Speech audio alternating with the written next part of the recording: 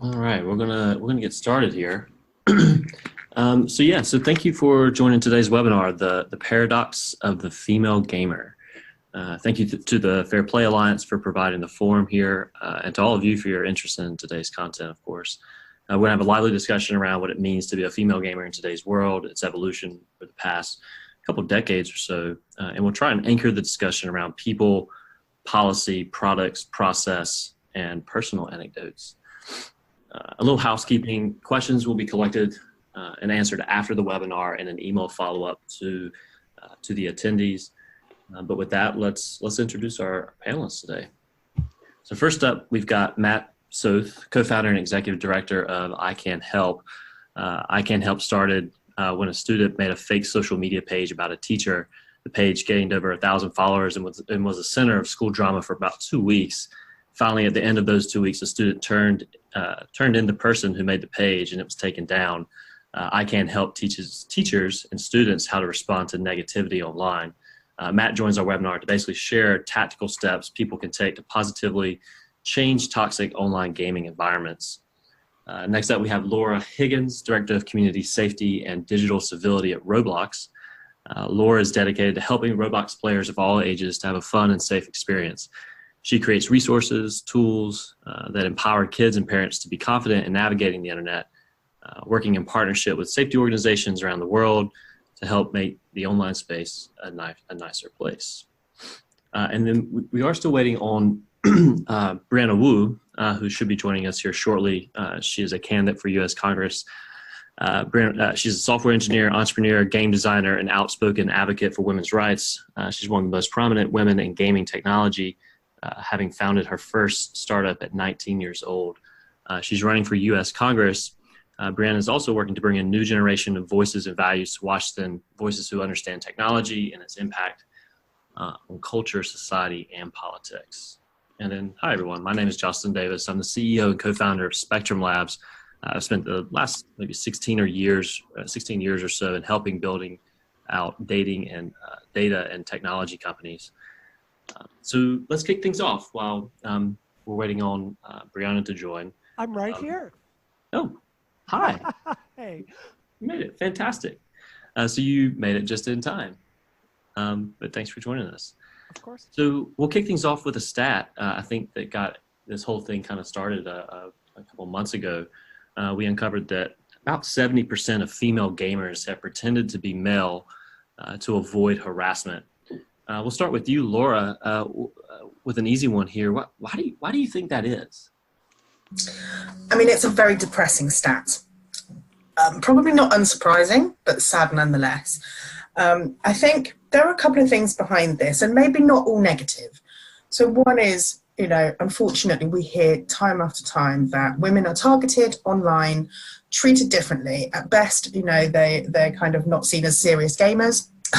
At worst, they are subject to serious harassment, sexual sort of threats, really misogynistic comments regularly, and quite frequently the kind of dogpiling behaviors as well.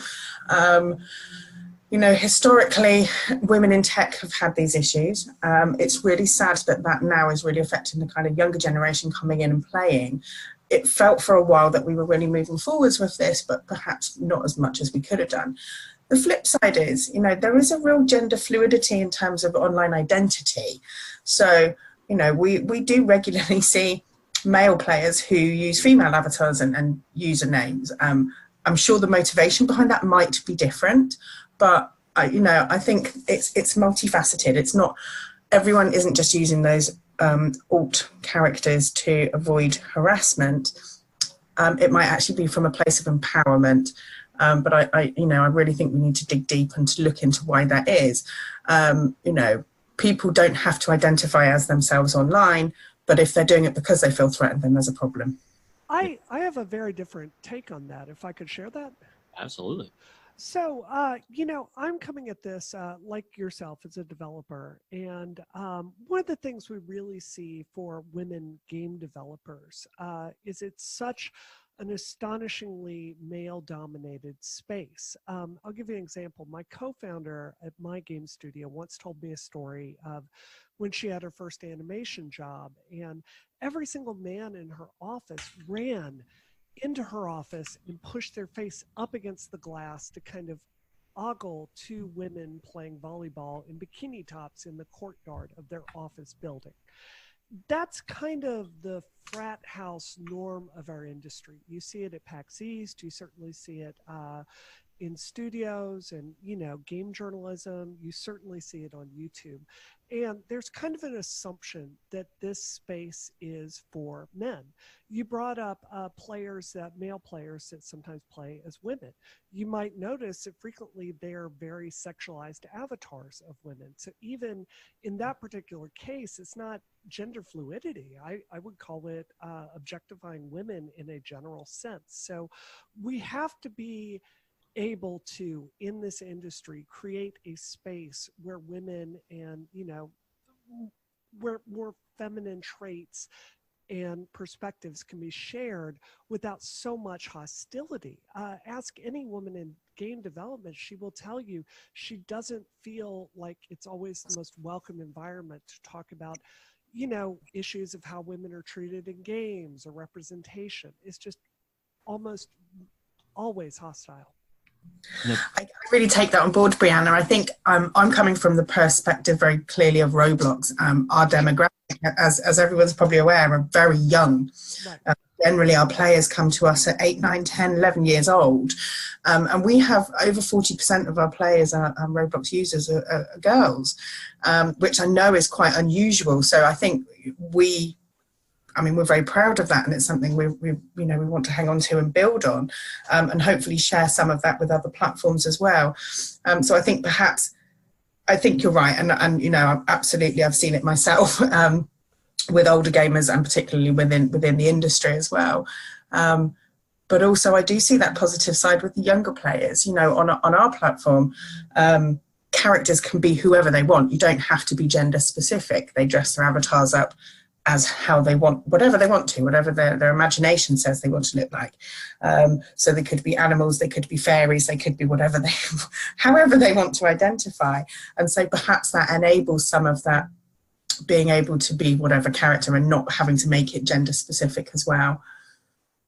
Absolutely. I think that's one of the ways. I think if we'd had more games like Roblox at the beginning of our industry, I think we wouldn't have gotten locked into this kind of toxic cycle. I remember when I was growing up in the 80s and 90s, and you would hang like Capcom posters of Captain Commando up. It was always male avatars, male players, objectified women across the entire field. What I think is so exciting about what your company is doing is, the YouTube clips around that, the culture around it does include young women.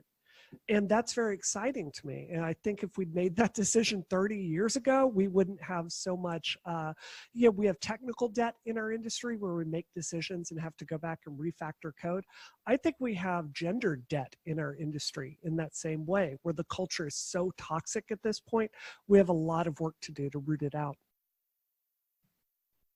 And I would agree. I think there's some reflections there around our society in general that would mirror your statement there. And so, and on that note, Brianna, how do we treat online harassment the same way that we treat real life harassment? And what are the discrepancies that you see there? Well, I think most people, listening to this, they know the story about Gamergate, where I spoke up about the way women were targeted in our field. There's no good way to have a Law and Order episode made about your life. I get death threats and bricks thrown through my window to this very day. I have strangers following me around in public, taking pictures of me and emailing me messages. I know where you live.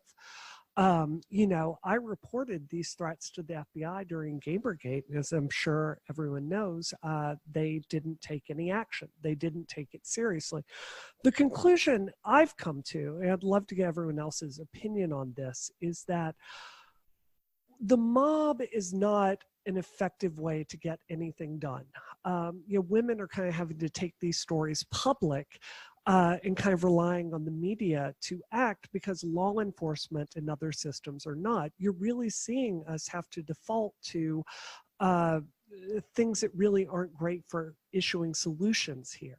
So one of the reasons I am running for Congress, it's not just for this issue, but part of that is believing we do need to task areas of the FBI with prosecuting online death threats, taking issues of severe harassment seriously. And I also think we need to hold the platforms accountable for this kind of behavior. So I think it's one of these things where awareness only works if you have a course of action or a plan to do something after there's awareness. And right now we don't have that. Yeah. And Matt, based off your work, what kind of awareness do you feel like you've been able to drive with, parents, teachers, and kids through I Can't Help? Yeah, so much of that is really just educating on A, the reporting tools they can use, and then B, how to speak up for each other, right? We all need advocates, and especially the victim, whether offline or online bullying, it's very hard to speak up for yourself unless you have that certain character level of like, hey, I'm not going to take any, stuff from you, let's deal with this. And for young kids, the two things to notice is A, when something happens, who speaks up? And then B, when I report it to the companies, I think Brianna has a good point. When I report this violation, whether it's kill yourself, a threat, through chat, any of the networks, like they want to know there's going to be a response. And if there's not a response, then their likelihood of actually reporting goes down, because it's like, well, I said something, we knew this was wrong, nothing happened, so I guess it's just going to keep happening, I'm not going to do anything.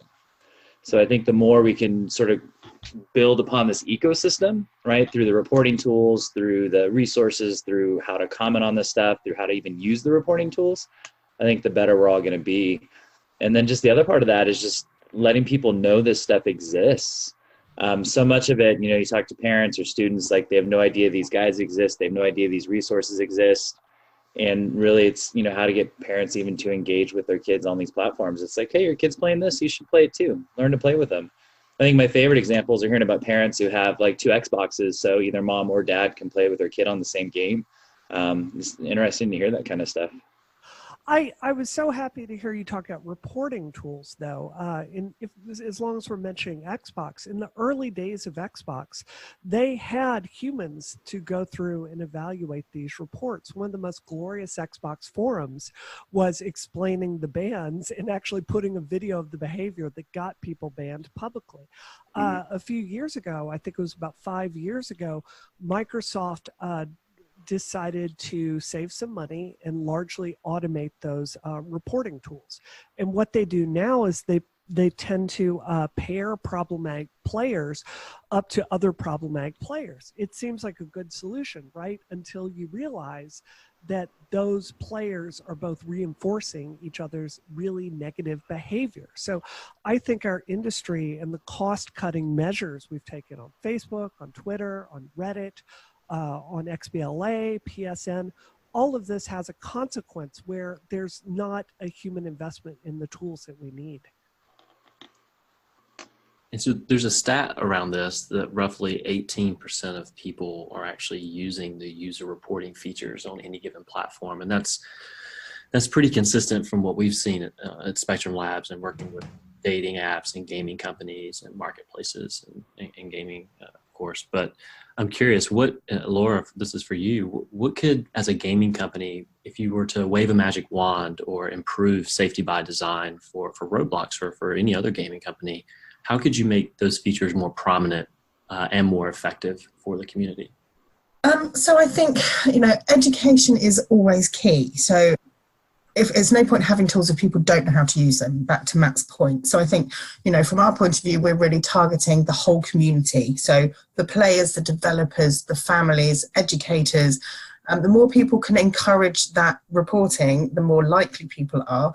We need to make it as easy as possible, as obvious as possible. Give people multiple ways that they can report content. The power of the block is just awesome. And I think particularly with younger players, they actually still feel that they're doing something mean if they block someone. And, that kind of trying to encourage them and saying, you're not doing anything wrong by doing that is absolutely fine. I think, we have multi-layered systems on our platform, and I think that's a really good approach. There's no one thing that can make it a safer environment or a healthy community. So I think you need to look at all the different aspects. Having women involved right from the beginning, it really is valuable. It's very important. We might be experiencing very different issues than male players. And if that's not considered, then those reporting tools may not be suitable. They may not be fit for purpose. So I think building those in right from the ground up. But, safety has to come first. Always expect the unexpected.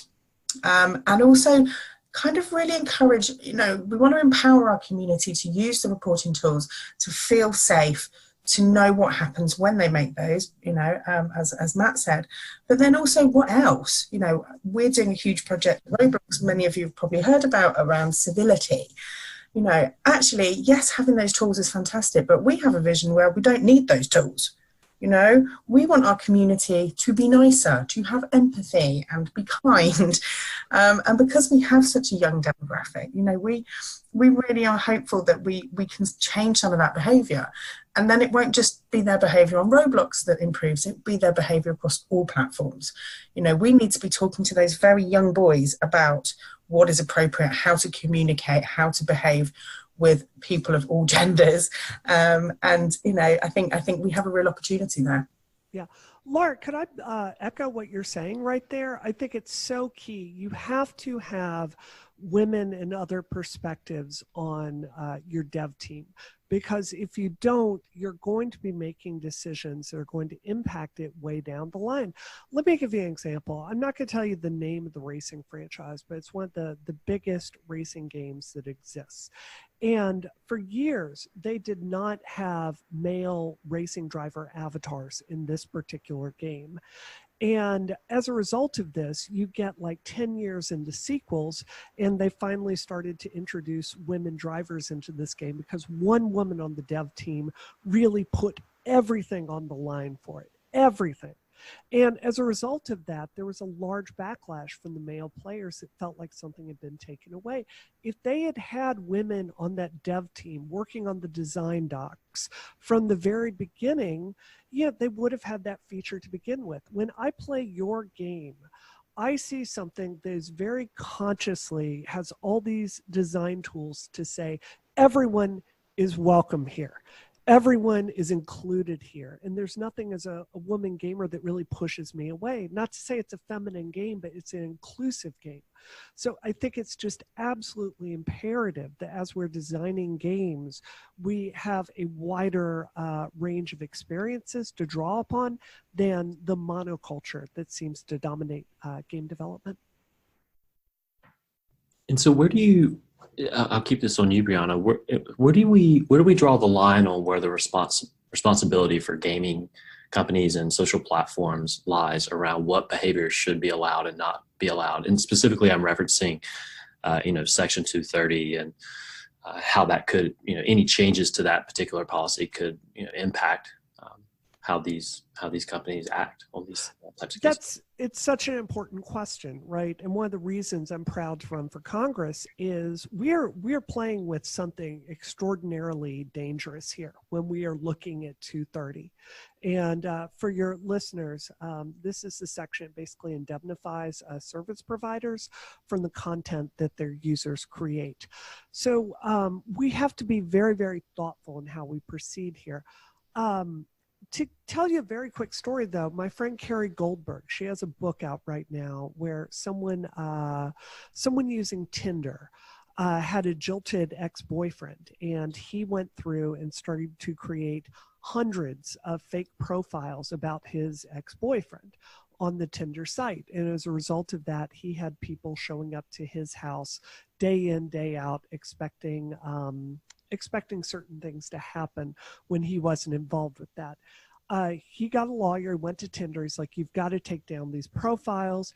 Tinder basically did nothing. Unfortunately, under 230, the way that it's currently written, that man does not have any civil recourse there.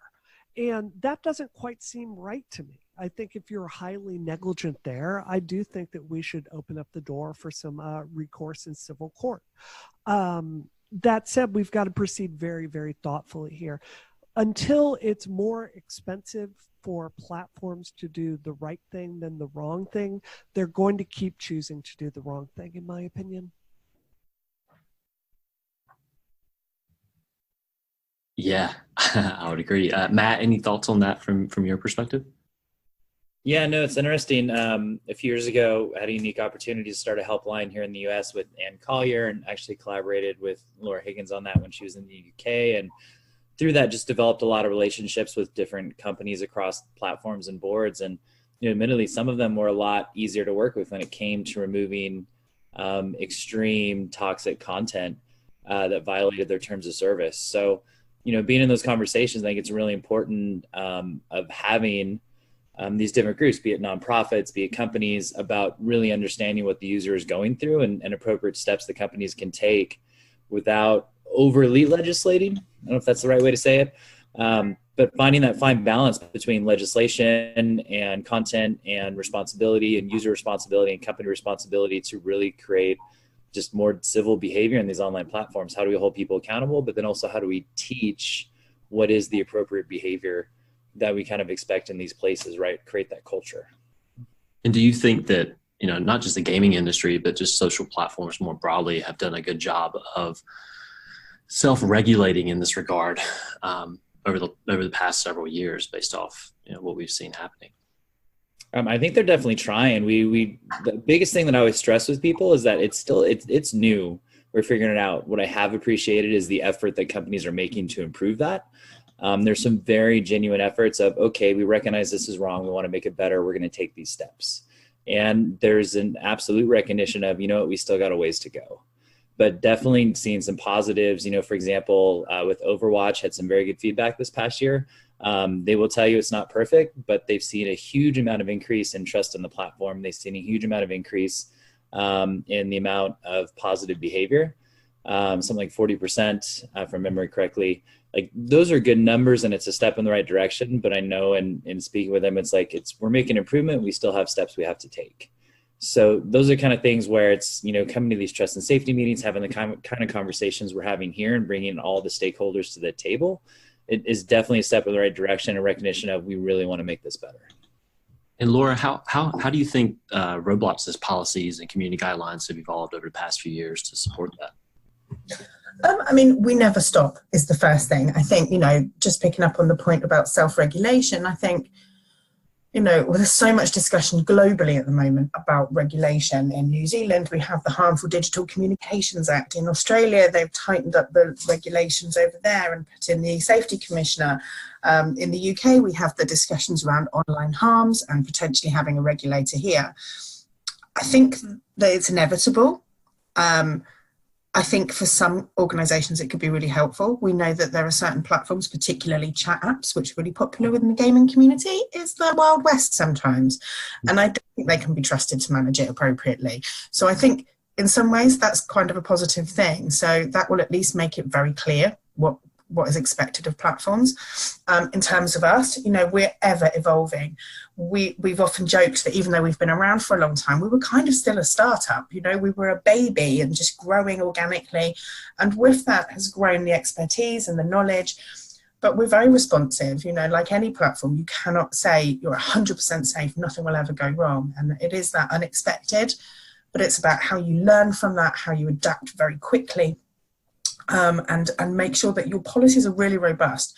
We have grown our safety team hugely. We have 24/7 support around the world, multiple language support, over 800 people reviewing that content, because actually Brianna raised this beautifully. We need humans to moderate. You need to understand the context. You need to be able to make appropriate decisions, and you will always need humans to do that. And you need really good tech as well. And that combination, I think, is what's really important. Policy, so for us as well, is about consulting with others. As Matt said, we've worked together on many projects over the years. In my previous role, I was with the UK Safer Internet Centre, where I oversaw image-based abuse helpline and the helpline for schools. And so we've been seeing these issues for a very long time. And actually, I was able to bring that knowledge and previous experience to Roblox. We work with partners all over the world. In around 22 countries, we're working with safety partners, and we're listening to them, because that's the best way for us to make sure that the policies we have are really fit for purpose. And Brianna, for you, similar question there. Gamergate was several years ago. Has anything changed? Has anything worked? policies or technologies have improved or worsened this particular situation around protecting underrepresented groups online? Justin, I'm going to have to get real with you here. I wrote an op-ed for the New York Times just about 3 weeks ago. Almost nothing changed after Gamergate in our industry. We certainly had male developers behind the scenes that made a big show about, being allies. But the truth is, I can't point to a policy that changed overall. I can't point to numbers that would indicate that women are staying in the game industry any longer. We leave at a rate 4 times that of what men do. I can't point to, anything at all that's fundamentally changed. I want to tell you a story of 2 companies. Matt, you brought up Overwatch. And I want to compare this to Roblox. Overwatch came out a few years ago, and they really wanted to launch headfirst into the esports space. And Blizzard put a ton of money behind recruiting pro players, even right here in Boston. Our professional Overwatch team is called Boston Uprising. There's a story I could tell of behind the scenes about the partners they chose to work with in recruiting players and hiring different players. And for the first year or so of this professional Overwatch league, they had 0 women, no women, absolutely no women. Out of every single Overwatch player in the world, of which there's a huge woman player base, they hired 0 women. And that was because of the people that they hired to initiate that. If you compare that to something like Roblox, if I go to the YouTube gaming section and I look at trending, look at who is making content for the public with Roblox. It's generally younger girls that make some hilarious videos. Laura, I don't know if that's because you did a specific outreach to them, but it's clear that you're giving them the tools that they need to make engaging content. So I think there is a responsibility side on the industry to think much more critically about what we do with public-facing content. The other part of that I think is more important, frankly, is law enforcement. If you're telling a woman gamer you intend to rape her, that is a crime. If you're threatening to murder someone in PSN or on Xbox Live, that's a crime. And I do think that law enforcement has failed in prosecuting these kinds of high-level cases. There's not going to be anything that changes materially until people see that there are consequences for their actions. The reason I don't drive too fast in my town is because I got speeding tickets when I was very young. Similarly, we need to see some high-level cases of people being prosecuted for credible threats, death threats, because until that happens, people are just going to think it's frankly a game. So I totally agree. I think that's the stick approach. On the carrot side, there was a question from the audience here from Robert Hornbeck around ideas and thoughts on how we as developers can empower allies in the community who may be witnessing the bullying. Do you have any thoughts on that specifically? Yes, definitely.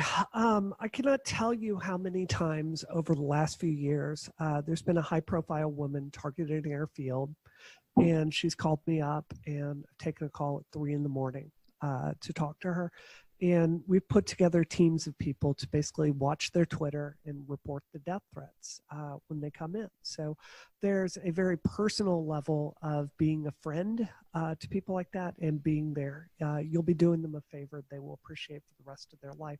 What we need on the dev side is men to do more to be allies as we're developing these platforms. I want to tell you a story about an engineering meeting I had early in my career. We were making some server decisions, and I got talked over in a meeting, and my boss looked at the man that spoke over me. He goes, "Hold on, Brianna's not finished speaking. Can you please finish your thought?" That's the kind of concrete ally action that you just don't know how much it means to your women colleagues. So help us battle that kind of unconscious sexism on our teams. Talk to your friends when they get out of line or they do something that might harm someone in ways you haven't thought about. We really need those kinds of concrete actions. I would take that from a Roblox point of view, that's actually one of the things that we see regularly is this kind of self-regulation on the platform amongst players. So they will regularly call each other out and kind of say, that was a really mean thing to say, that person didn't do anything to you. And I think the more we can encourage that kind of in-game activism as well as within the dev community, I think it's a really positive thing. So yeah, all for that.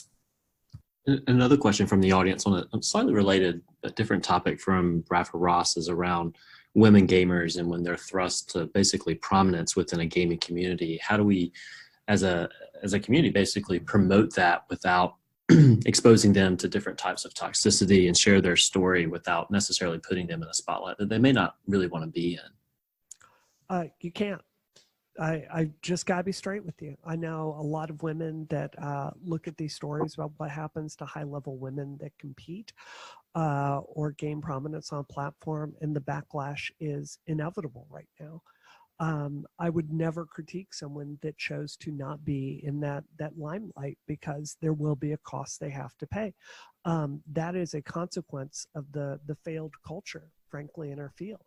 There's no magic bullet to stop that. All we can do is try to stop it from happening to women that are prominent and hope that we can start changing this culture. Yeah, I would pick up on that as well. A couple of years ago, I was on the board of the Reclaim the Internet campaign that was run by the UK government. And there were some very prominent British female MPs on there, along with tech representatives. And we had a fantastic first meeting. We were really passionate about what we wanted to do and the campaigns we were targeting. And they closed the meeting by saying, we think you're all very brave. You do know that by being part of this campaign that you are going to receive abuse. How depressing is that, that's the starting point of a campaign? Brace yourself, you're going to get loads of abuse because you put your head above the parapet. And I agree, sadly, things have not moved as fast as they should. It's reflective of offline life as well, though. We still have huge issues around gender inequalities in workplace and all of those sorts of things. But we do need to keep shouting it out. We need to call it out. We need to be really proactive in dealing with it. And as I say, just changing that representation, more power to the people, really. And what do you think, Laura, the biggest hurdle is for improving that type of civility when so much negativity is happening offline? And this is related to a question that one of our audience members had as well. So I guess the difficult area that we're always looking to how we tackle is the teenage age group. Is always going to be difficult. When we're working with young kids, generally they're nice, they're very compliant, you can teach them in very gentle ways, and they just want to have fun. If those kind of beliefs and behaviors are already embedded, and you have that kind of whole bro code that goes on, it's really hard to change those behaviors. So, we're looking at everything from, it can't all just be stick. That's one thing, because actually at that age, they're going out of their way to break the rules. They think it's funny when they get banned off platforms. It's not a deterrent at all. Yes, it's really important that we do it, but we need to try to change the ethos and change the culture that they're in. So encouraging the good behavior, rewarding the good behavior is, it sounds silly, but actually they do quite appreciate it. As I say, regularly calling it out, peer-to-peer. Brianna, fantastic point about the YouTubers. I'm an older person in my 40s, and as much as I might have a history of working in safeguarding, that is not going to appeal to a 16-year-old gamer lad. Actually having influencers, whether, gaming specific or more broadly, people from popular culture calling this out and going, do you know what, that's not okay, that's not actually cool, that's not who you want to be. Those sorts of things do start to chip away at it. It is really difficult as well in terms of these closed room cultures. So as I say, things like private servers where this stuff just gets worse and worse and worse because there's nobody stopping it. There's nobody calling it out. Yeah. It's fantastic when somebody does, but they then become themselves and they're excluded from those conversations. So about how we really get into those difficult spaces. And it needs to be quite a tough approach, I think. I'm really anti-name and shame. Clearly, working with people who've been victims of doxing and sexual image-based abuse, I'm not encouraging that kind of name and shame. But actually, we've had cases like here in the UK where there was some group chats went between some students in one of our local universities here, and they were laughing and joking about raping students. Yeah. One of them was brave enough to share those messages with the media, and some of them lost one of them had a placement as a lawyer, and he lost the job because of it, which is great. But yeah, what goes on behind those closed doors is sometimes quite worrying, and we really need to call it out. Laura, can I just say something really quick on that?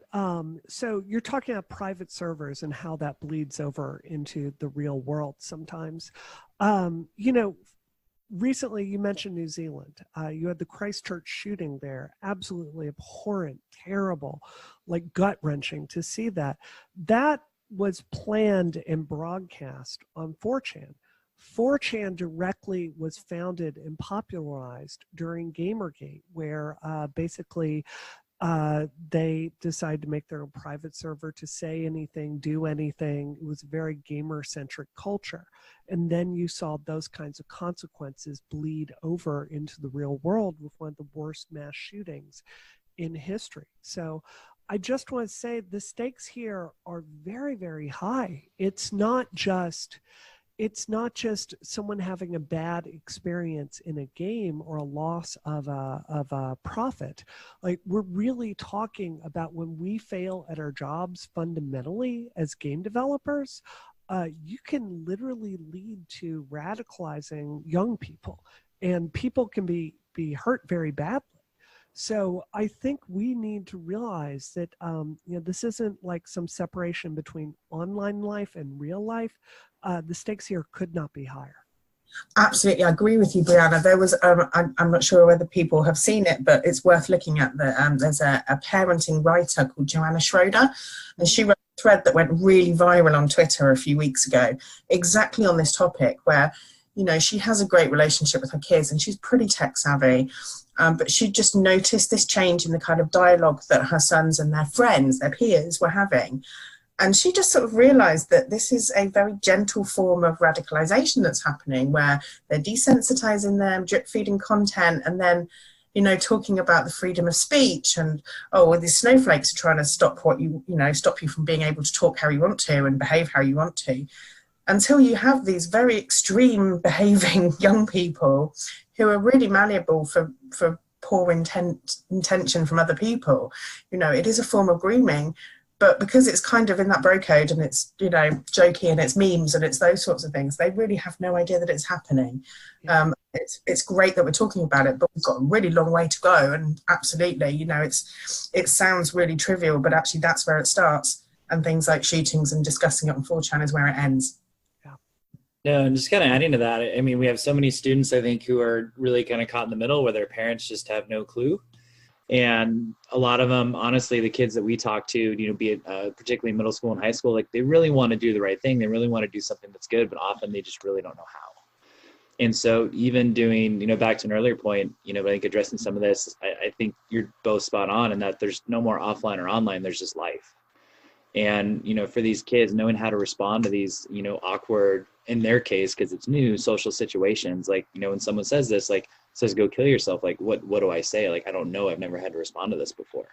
Yeah. And if they don't have that kind of very strong, true purpose, moral character, they may not feel confident enough to say something directly online in a public forum because they're not there yet.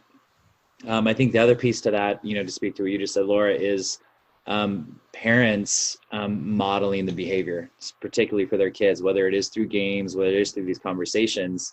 That need for media literacy, digital literacy is so huge, because they can sort of see this hopefully and start to break it down and understand, like, okay, what does a person really mean through this message? And even as schools, I think we can do more to help students understand, okay, when you see this, is this really an argument about free speech or someone really trying to push an agenda?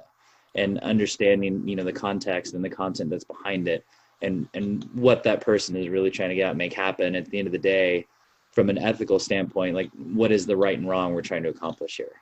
And getting them to think and process that.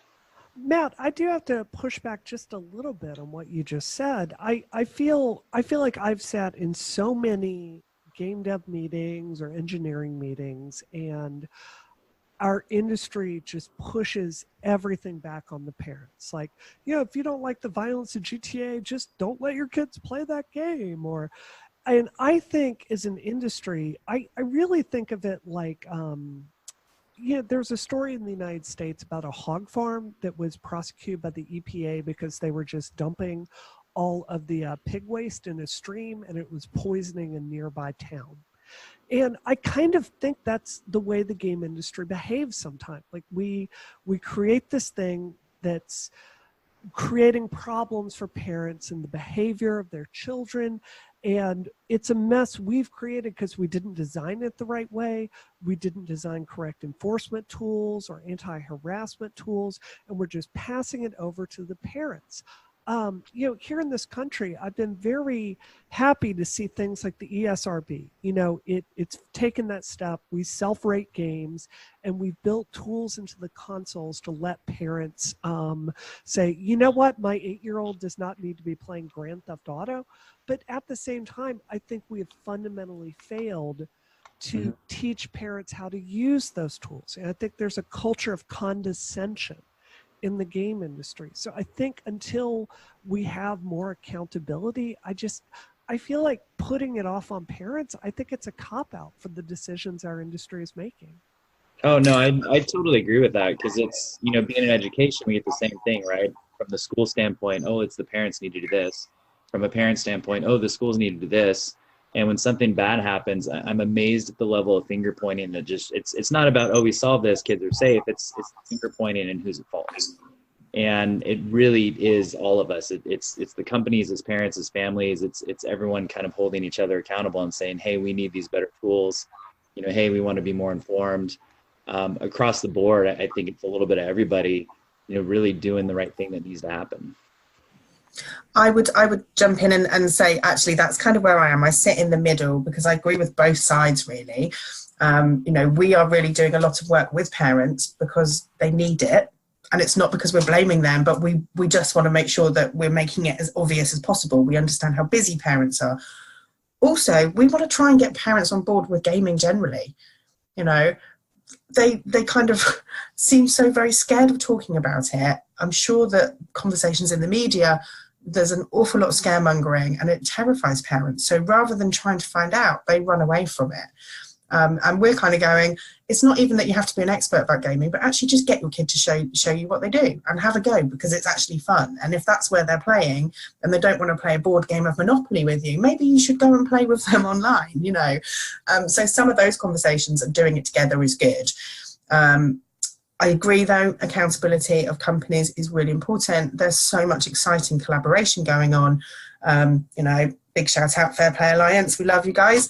And we have amazing conversations with other gaming companies about how we can do better, how we can share best practice, real collaboration. I think the days of, sensitive corporate information, we are moving past that. We have realized we all have to work together to make things better.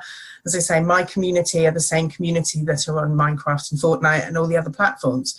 So we have to work together to keep them safe. So, but yeah, I think, the idea of it takes all of us is the right way. And yeah, back to your point, Brianna, about law enforcement, that's a real key one as well. We have a working group here in the UK where many gaming companies work directly with the police and keep them up to speed on things we're seeing, concerns on the platform and vice versa. But I don't think that's happening in the US, and that really needs to. I agree. That's a lot of why I'm running for Congress. And Brianna, on that note, and this discussion made me think of something. What are some other common misconceptions that people have? And I'm specifically, the one that comes to mind for me, and I would assume is a big elephant in the room, is the intersection of gun violence and video games in the spotlight that seems to come about or get shown on the video game industry every couple of years or so when stuff like this happens. What are your thoughts on that? Thanks for asking that, Justin. It's a really critical question. So I want to, before I say this, I want to stress this is still being studied, but I can certainly tell you a bit about what the preliminary scientific studies have found regarding what a very specific kind of gaming can do to your children. I'm not talking about Roblox. I'm talking about Call of Duty, Doom, first-person shooter culture. So it is true that there is no direct link between mass violence and playing video games. But there are different things that science has shown that playing video games can do to your children. If you have a diet of very violent video games, one of the things it does is it slows your social skills. It doesn't mean you can't develop those later in life, but early science does seem to indicate that playing those kinds of games slows your social development. More frighteningly to me, playing hyper-violent games can slow and stunt your growth of empathy for other people. So I think, to me, the solution is not to say, oh, we're going to ban X kind of game. That would just be a terrible decision. But I do think the answer is to, rather than our industry constantly shipping one kind of product, Battlefield / Call of Duty / Doom / first person shooter of the week, I think that we need to be giving a greater variety of gameplay to people. I can tell you, as a woman gamer, I've played many, many, many violent games, and I love them. But my favorite kind of game are story-based experiences like Mass Effect. And I think our industry has really painted itself into a corner with an innovation problem. We really, because there's one kind of person steering the ship consistently in the video game industry, we tend to put out one very, very, very, very specific kind of product. And it's just not exciting for me anymore. I found myself more bored today at the product we are shipping than I ever have been in my entire life. Thank you for answering that question. Yeah. Brianna. Laura, do you have any thoughts on that particular topic? Interesting, and I think that is one of the joyful things of Roblox. We don't refer to the experiences on the platform as games. We refer to them as experiences, because not all of them are that typical shooter, male-oriented. The experiences we have, some are more typical things you might assume girls would want to play. So the adopt me, have cute fluffy pets, those sorts of things, the nurturing type games. Some of them are just really picturesque, let's go and have a look at a beautiful landscape. And some of them are shoot 'em ups. But actually the people developing those games are probably not the people you think would be. And also the people playing those games are probably not the ones you think would be. So really providing that very broad and diverse range. And as I say, the beautiful thing is this is not us that have come up with that. It's our young developers. Everything on our platform is made by young developers themselves. Their imagination is amazing. So we're very keen to kind of keep encouraging them to take that with them. They are already starting to open their own studios and develop their own games. And we just want to keep that mindfulness about that. Think broad, think, you want this to appeal to everybody, not just that one single market. I mean, the good thing is, despite this conversation, women are still gaming. Women are still coming into gaming, even at a young age. And I think if we can make it a nicer place for them, that number will keep increasing, and we might finally start to see that equality that you were talking about, Brianna. And that's a good segue, I think, into the last question that I have for the panel, which is if you could say one thing to a female gamer or any individual that feels the need to obfuscate their identity and change it because of harassment in order to avoid that, or even to a developer that's thinking about building in these tools, if you want to take that approach, what's the one thing that you would say to them? Justin, my message for them would be this. And I want that young girl gamer to really hear me on this. You have sisters that are putting everything on the line for you in this field. You don't see it from where you are, but behind the scenes, there are women every day in this industry. They're standing up to their male development teams and saying, we've got to make this less brazenly offensive. we're going to include a woman PC here. We're going to, hey, we're hiring a new engineer for our company. We need to bring in some women for this particular role. Hey, we're playtesting. Our entire playtesting cohort is nothing but 20-something white dudes. We've got to bring in a wider perspective. My message to you is you have no idea how hard your sisters are working behind the scenes to make this better for you. So if you follow your dreams, if you push past all this horror and this nonsense that you are dealing with, you are going to find yourself in an amazing artistic field with the best friends you've ever had that will have your back all day, every day. Well said. Laura? That was beautiful. Thanks, Brianna.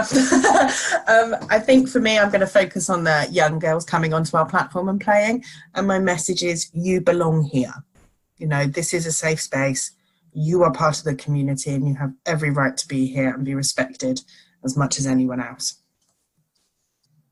And Matt, you see these emotional stories all the time with your work. What would be your message and who would it be to? If I can copy and paste Brianna's message, that would be amazing. No, honestly, I love hearing this because for me, it's, there's students and everyone else that we work with. But, even my own daughter, who's now 9, has shown a huge interest in this field. And as she starts to get into gaming and find that interest, she came up out of nowhere. I've learned not to push my hobbies on my kids, and hashtag good parenting. But the exposing her to that, she just really has a huge interest in science and gaming and coding, and has found just a rudimentary interest there. So as she enters this world, I really want this to be a good space for her and her friends and finding a future here if that's truly her passion. And to have a space where she can be accepted for her skills and the diversity that she brings to the table and just the learning that she can have and hopefully someday mentors. That's what I get really excited about because I know there's many others just like her really looking to have the same experience and the same impact on this industry. Well said as well. Well, that's our time for today. Thank you guys for today's discussion. And time is just so precious for all of us, and for you all to spend an hour sharing your insights and experiences on this topic is, I think, super informative and helpful. So thanks again for your time. For those listening in, feel free to submit additional questions and we'll follow up via email. Also, check out the Fair Play Alliance's website regularly for upcoming events and webinars, as well as to learn more about how you can also get involved with this particular organization and many other important topics related to gaming. There were a couple questions related to resources to help developers and where people could go and just learn more about trust and safety and protecting underrepresented groups online. So we'll make sure to share some content around that as well. Thanks again for your time today, guys. Thank you very much. Cheers. Thank you for having us on.